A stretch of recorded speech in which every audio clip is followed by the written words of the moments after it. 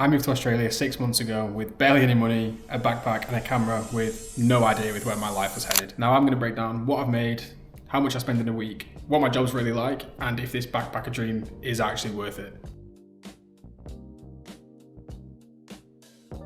So let's rewind. 6 months ago, in May 2025, I landed in Cairns in Northern Australia with no job, no car, no idea really what I was doing, just with the vague idea of find a job, make money and go diving. The first few weeks were pretty rough. I was staying in hostels and I was burning through money way quicker than I wanted to. I think I actually have the receipt for the first hostel that I stayed in. Let me see if I can find that.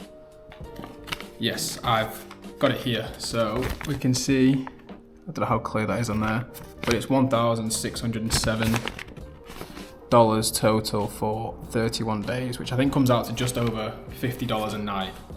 And I didn't really have that money. I had $2,000 to my name, so it pretty much took up, what's that, like 75% of all the money that I had. But it was the cheapest hostel going at the time, so I can't really complain. I think that was quite a big shock for me because I'd come from backpacking in other Southeast Asian countries like Thailand and Vietnam, where everything's super cheap, and then coming to Australia where everything's pretty much the same price as back home in the UK. I was mind boggled at how expensive things were again. So to make sure I had the money coming in, I had to get a job. So I specifically wanted to work on a dive boat. Now, I found the main thing to getting a job on the dive boats wasn't, how experienced you were. Obviously it plays a part, but it's mainly if the crew likes you, because you have to be a certain type of personality and good with people. Now, I had no experience with working on boats at the time, but the crew that I went to on the first boat seemed to really like me, I think. I also reckon having just a willingness to learn and the people skills seem to help me a lot because I've worked in sort of customer support, so dealing with people daily was kind of my job for a long time.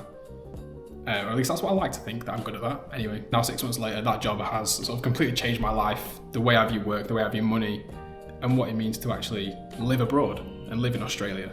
But the main thing you guys have all come here for is the numbers, so we'll get into the numbers, how much I make a day, not a day, how much I make a week, what that turns out to be monthly and yearly. So working as dive crew, I make around 1,000 to 1,200 AUD a week, which is the equivalent of £500 to £600 a week UK. And that's a mix of base pay and tips that we get as well, but that all depends on the season that we're in, how busy the boats are, the number of guests, that sort of thing. But I think the main thing for me is that it's not like an office job. So there's no sit in the office, sit at a desk, enclosed by walls all day. It's long days, but it's out on the ocean, in nature, and yeah, you're working 12-hour days in the sun, loading tanks, helping people, diving, cleaning gear, and then rinse and repeat that over and over again every day, but you get free food on board, bonus. And most days you are pretty much surrounded by like turtles, clownfish, coral, sharks, manta rays, so I can't really complain about a whole lot, to be honest. So yeah, it's not bad for a job. So in the last 6 months, I have made just over 25,000 AUD. I'm going to pull up my payslip now so you can see the actual numbers. So here is my payslip. I don't know how well you can make out the numbers there, but just here at the top you can see total yearly income is just shy of 21,000. That's because the financial year reset again on the 1st of July. So the 21,000 is just from July till now, which is the 17th of October. So just over 4 months. And now of that 25,000, I've saved 6,000, which is honestly a lot more than I thought I would have done for this amount of time being here and all the things that I've had to pay for. But let's break down what I actually spend as well. So my accommodation, I live in a share house with 3 other people. I pay $270 a week. It's pretty standard here. If anything, it's a bit cheaper than what most people, I think usually it's around $300 to $330. For my food and groceries, it's $100 to $120 a week. I try and cook most of my meals, but I will treat myself to, food or takeaway, sushi, that sort of thing, maybe once, twice a week, depending on how tired I am after work and if I can be bothered cooking or not. For transport as well, because Cairns is such a big city, not having a car is one of the more expensive things because you have to Uber everywhere. So I didn't want to do that, so I bought a bike for $400. It was a really nice bike and it got stolen 2 weeks after I bought it. So now I've bought a really bad sort of city bike that cost me $90. So I try and use that as much as possible, or if I have to Uber, then I will Uber. I usually maybe spend $20, $30 on Ubers / transport a week.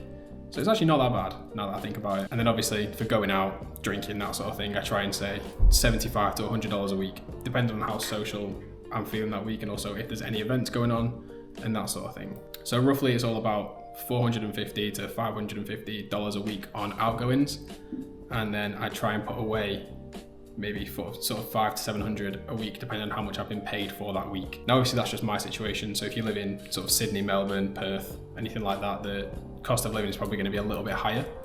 But if you pick a regional area and do some farm work, dive jobs, anything like that, you can still live pretty comfortably and save a little bit as well, which is nice. So now a little bit more on what it's actually like. So I'm a DMT.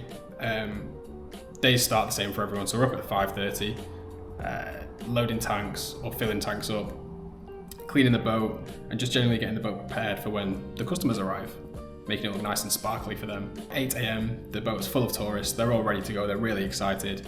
You get them ready, get them all briefed for their dives if they're diving, get all their masks, their equipment ready. You know, we're taking them snorkeling, guiding them around, fixing masks, explaining the reef, everything that we do on a day-to-day basis. And then usually it's time for lunch. Now we eat lunch pretty fast. Usually sort of 15-20 minute break for lunch. You know, we don't get much of a break at all. And then you're back to helping the divers, helping the snorkelers, cleaning, smiling for guests, making sure everyone's safe, feeling comfortable, everyone's having a really nice day, which is what everyone's there for, is to have a really nice day.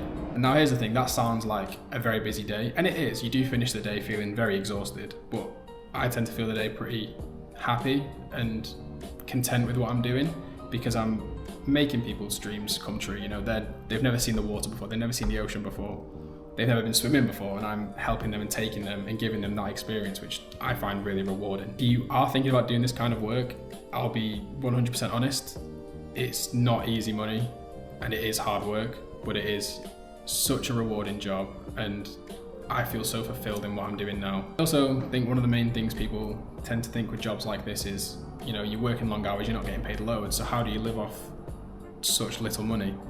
And I've come to the conclusion that I'm willing to trade comfort for the experience that I'm getting while I'm here doing this work.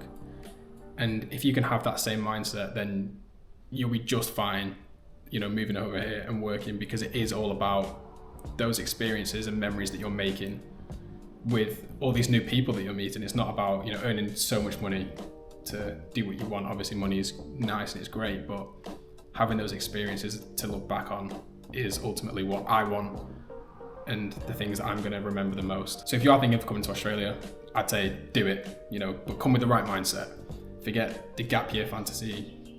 You know, this is real life, and this is much better than that. You'll meet people from every corner of the world. You'll have weeks where you're broke, tired, sunburned, but you'll also have moments where you're standing on, you know, the deck of the boat, looking out at crystal clear water that's completely flat and thinking, this is where I'm meant to be.